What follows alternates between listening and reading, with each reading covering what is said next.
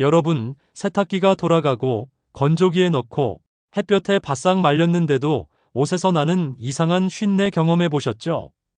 더 놀라운 건 식초 넣으면 없어진다고 해서 해봤더니 며칠 지나면 또 올라오더라고요. 그렇다면 이 끈질긴 냄새의 정체는 뭘까요? 오늘 과학으로 파헤쳐 보겠습니다. 사실 이 문제는 전 세계 수억 명이 겪고 있는 고민입니다. 미국에서는 이 문제를 해결하기 위해 연간 수십억 달러를 세제와 방향제에 쓰고 있습니다. 일본에서는 이를 해결하기 위한 전용 세탁기까지 개발했죠. 우리나라도 마찬가지입니다. 온라인 커뮤니티에서는 빨래 냄새 관련 게시물이 매일 수십 개씩 올라옵니다. 더 충격적인 사실을 알려드리겠습니다. 우리가 지금까지 믿어왔던 해결법들, 식초를 넣는다, 구연산을 쓴다, 소주를 한 컵 넣는다, 이런 방법들이 사실은 완전히 잘못된 접근이었다는 점입니다. 마치 감기에 걸렸는데 해열제만 먹고 있는 것과 같은 상황이죠. 증상은 잠시 나아지지만 근본 원인은 그대로 남아 있습니다. 오늘 이 시간을 통해 여러분께서는 빨래 쉰내의 진짜 원인과 완벽한 해결법을 알게 되실 겁니다. 그리고 왜 지금까지의 방법들이 효과가 없었는지도 명확하게 이해하게 되실 거예요. 김미정 씨 62세 주부의 이야기입니다. 손주들 목욕시키고 수건을 꺼냈는데 이 냄새가 올라와요. 손주가 할머니, 수건 냄새 난다고 하는데 얼마나 민망하던지요. 특히 겨울철에 실내 건조할 때가 더 심해요. 아무리 좋은 세제를 써도 소용이 없더라고요. 박성호 씨 28세 자취생의 경험도 들어보시죠. 저는 건조기까지 돌리는데도 냄새가 남아요. 그냥 방에 널면 더 심하고요. 왜 빨래가 더러워진 것 같지 싶더라고요. 친구들 놀러와도 부끄럽고 데이트할 때도 신경 쓰이고요. 한 번은 새 셔츠를 샀는데도 며칠 입으니까 그 냄새가 배더라고요. 직장인 이수진 씨의 사연도 있습니다. 회사에서 동료가 옷에서 이상한 냄새 난다고 하는데 정말 창피했어요.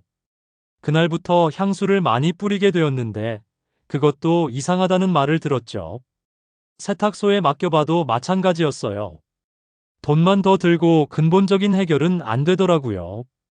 이런 경험들이 전혀 남의 일 같지 않으시죠? 세대가 다르고 생활 환경이 달라도 모두가 겪는 공통된 고민입니다. 더 심각한 것은 이 문제가 단순한 불편함을 넘어서 대인관계에까지 영향을 준다는 점입니다. 자신감이 떨어지고 사람들과의 접촉을 피하게 되죠. 특히 요즘처럼 개인 위생에 민감한 시대에는 더욱 스트레스가 큽니다. 환경화학 전문가 이은정 박사의 놀라운 진실 폭로입니다. 많은 분들이 식초, 구연산, 심지어 소주 한 컵을 넣으면 된다고 믿으시죠. 하지만 그건 냄새를 가리는 것일 뿐입니다. 세균은 여전히 살아 있습니다. 결국 며칠 지나면 다시 냄새가 올라오는 이유가 바로 여기에 있습니다. 인터넷에서 떠도는 민간요법들을 살펴보면 정말 다양합니다. 베이킹소다를 넣어라, 레몬즙을 짜 넣어라, 심지어 치약을 발라서 세탁하라는 황당한 방법까지 있습니다.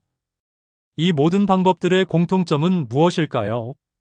바로 냄새의 근본 원인을 해결하지 못한다는 점입니다. 더 충격적인 사실은 이런 잘못된 방법들이 오히려 문제를 악화시킬 수 있다는 점입니다.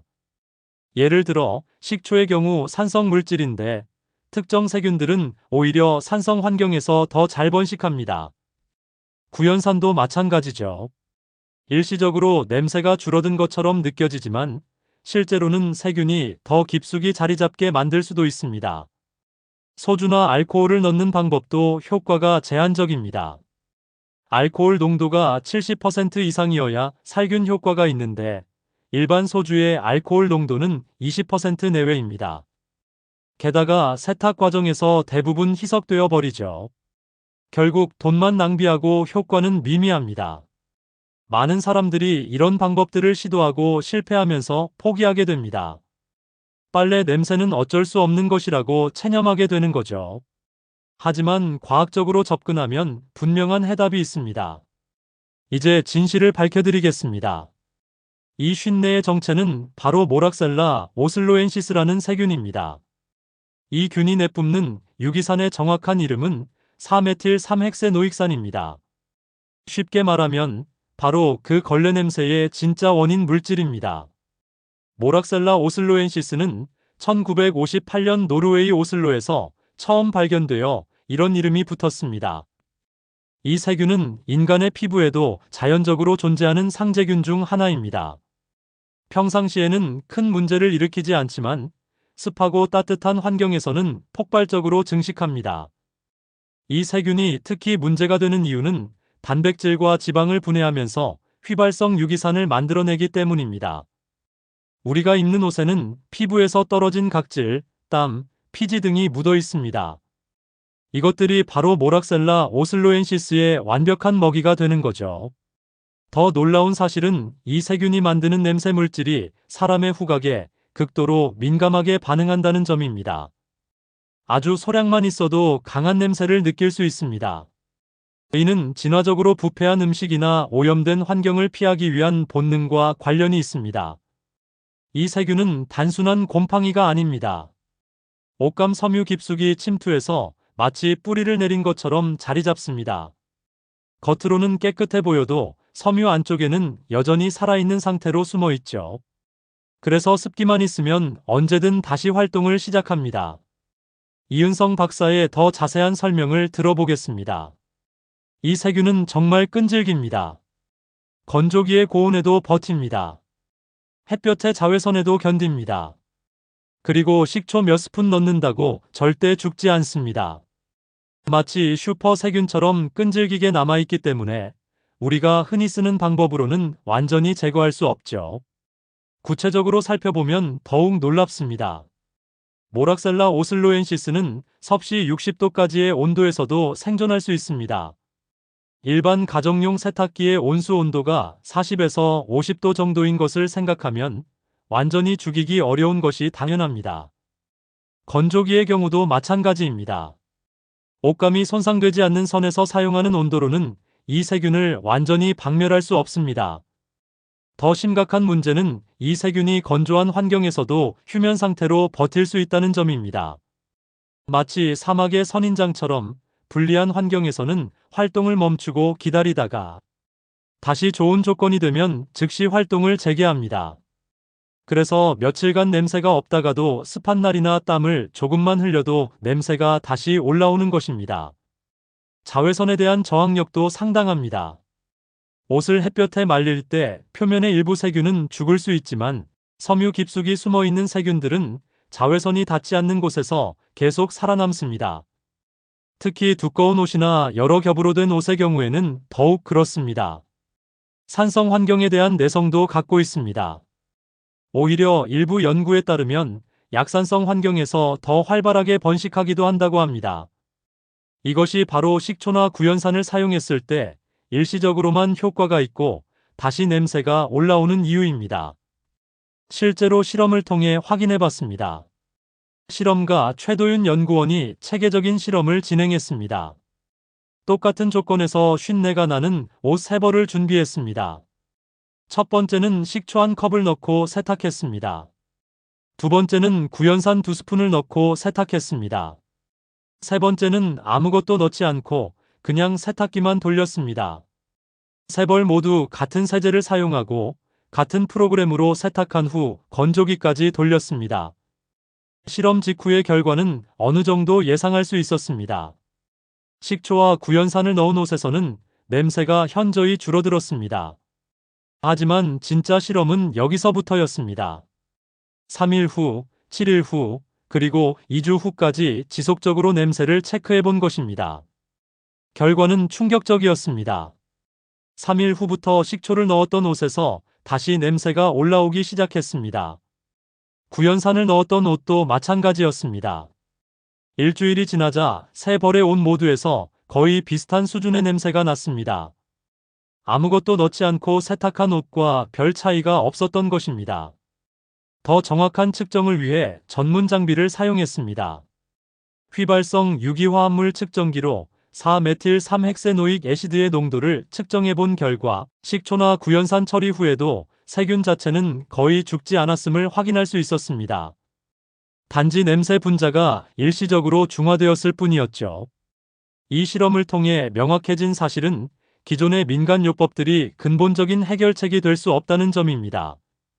증상을 일시적으로 완화시킬 뿐 원인 자체를 제거하지는 못한다는 것이 과학적으로 입증된 셈입니다. 마치 진통제로 두통을 억누르는 것과 같은 임시방편에 불과했던 것입니다. 이제 진짜 해결책을 공개하겠습니다. 이은성 박사가 제시하는 과학적 방법입니다. 정답은 유기산을 중화시키는 것이 아니라 세균 자체를 완전히 박멸하는 것입니다.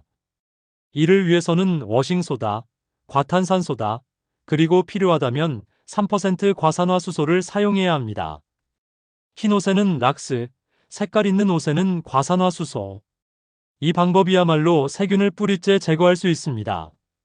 워싱소다의 정확한 이름은 탄산나트륨입니다.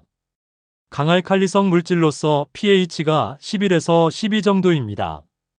이 높은 pH가 모락셀라, 오슬로엔시스의 세포벽을 파괴합니다. 세균은 중성에서 약산성 환경을 선호하는데 강알칼리 환경에서는 생존할 수 없습니다. 또한 워싱소다는 단백질과 지방을 분해하는 능력도 뛰어나서 세균의 영양원 자체를 제거하는 효과도 있습니다. 과탄산소다는 과산화수소와 탄산나트륨의 결합체입니다. 물에 녹으면 과산화수소와 탄산나트륨으로 분해되면서 강력한 산화작용을 합니다. 이 산화작용이 세균의 세포막을 파괴하고 동시에 알칼리성 환경을 만들어 세균의 생존을 불가능하게 만듭니다. 특히 40도 이상의 따뜻한 물에서 그 효과가 극대화됩니다. 과산화수소는 의료용 소독제로도 사용되는 강력한 살균제입니다. 세균의 단백질을 산화시켜 완전히 파괴합니다. 3% 농도의 과산화수소는 가정에서 안전하게 사용할 수 있으면서도 충분한 살균력을 발휘합니다. 특히 색깔 있는 옷에 사용할 때는 락스보다 안전하면서도 효과적입니다.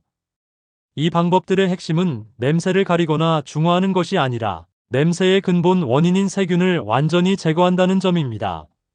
세균이 없으면 냄새도 생기지 않습니다. 이것이 바로 과학적 접근법과 민간요법의 결정적 차이점입니다. 구체적인 사용법을 자세히 알려드리겠습니다. 워싱소다를 사용할 때는 먼저 미지근한 물 5리터에 워싱소다 2-3스푼을 완전히 녹여주세요. 냄새가 나는 옷을 이 용액에 30분에서 1시간 정도 담가둡니다.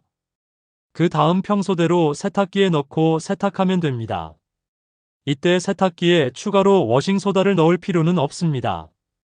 과탄산소다는 40도에서 50도 사이의 따뜻한 물에서 가장 효과적입니다. 찬물에서는 잘 녹지 않고 효과도 떨어집니다. 세탁기에 직접 넣어도 되고 미리 따뜻한 물에 녹여서 사용해도 됩니다. 일반 세제와 함께 사용할 수 있으며 세제량을 평소의 절반 정도로 줄여도 충분합니다. 과산화수소는 세탁 직전에 넣어주는 것이 좋습니다. 미리 넣고 오래 두면 분해되어 효과가 떨어질 수 있습니다. 3% 농도의 과산화수소를 세탁물 1kg당 50ml 정도 사용하면 적당합니다. 색깔 있는 옷의 경우 처음에는 눈에 잘 보이지 않는 부분에서 테스트해 보시기 바랍니다. 흰 옷에 락스를 사용할 때는 반드시 찬물에 희석해서 사용해야 합니다. 뜨거운 물에 락스를 넣으면 염소가스가 발생할 위험이 있습니다.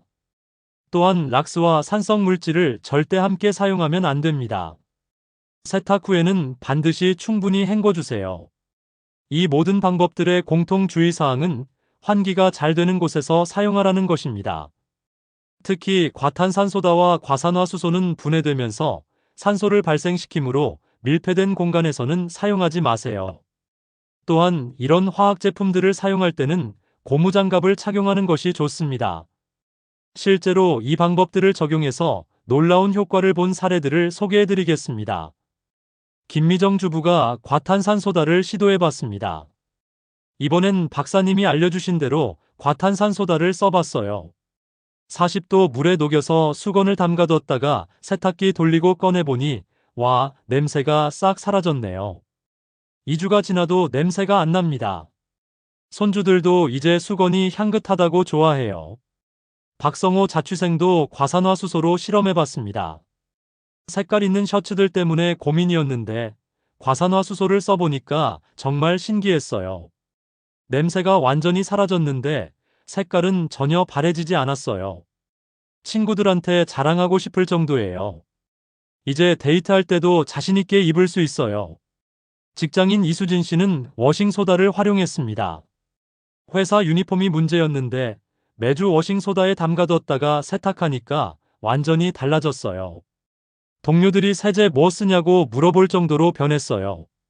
이제 향수 안 뿌려도 자신있게 사람들과 가까이 있을 수 있어요. 생활 속에서의 적용 팁도 알려드리겠습니다. 운동복이나 속옷처럼 땀이 많이 배는 옷들은 세탁 전에 미리 워싱소다 용액에 담가두는 습관을 기르세요. 특히 여름철에는 이 방법이 매우 효과적입니다. 겨울철 실내 건조할 때는 과탄산소다를 사용하면 냄새 걱정 없이 빨래를 말릴 수 있습니다. 세탁기 관리도 중요합니다.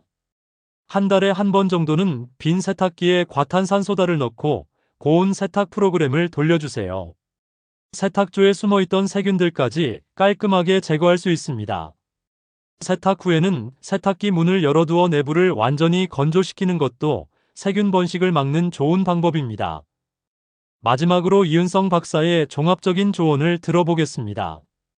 빨래는 과학입니다. 감에 의존하지 말고 정확한 원리를 이해하고 적용하시기 바랍니다. 무엇보다 꾸준한 관리가 중요합니다. 문제가 생긴 후에 해결하려 하지 말고 미리 예방하는 습관을 기르세요. 냄새 예방을 위한 기본 수칙들을 알려드리겠습니다. 첫째, 빨래를 세탁기에 너무 오래 방치하지 마세요. 젖은 상태가 길어질수록 세균이 번식하기 좋은 환경이 됩니다. 둘째, 세탁물의 양을 적절히 조절하세요. 너무 많이 넣으면 세제와 물이 충분히 순환하지 못합니다. 셋째, 실내 건조 시에는 반드시 환기를 시키고 가능하면 제습기를 사용하세요. 계절별 관리법도 다르게 적용해야 합니다. 여름철에는 습도가 높고 땀을 많이 흘리므로 과탄산소다나 과산화수소를 더 자주 사용하세요. 겨울철에는 실내 건조로 인한 문제가 많으니 워싱소다로 미리 전처리하는 것이 효과적입니다. 장마철에는 특히 주의가 필요합니다.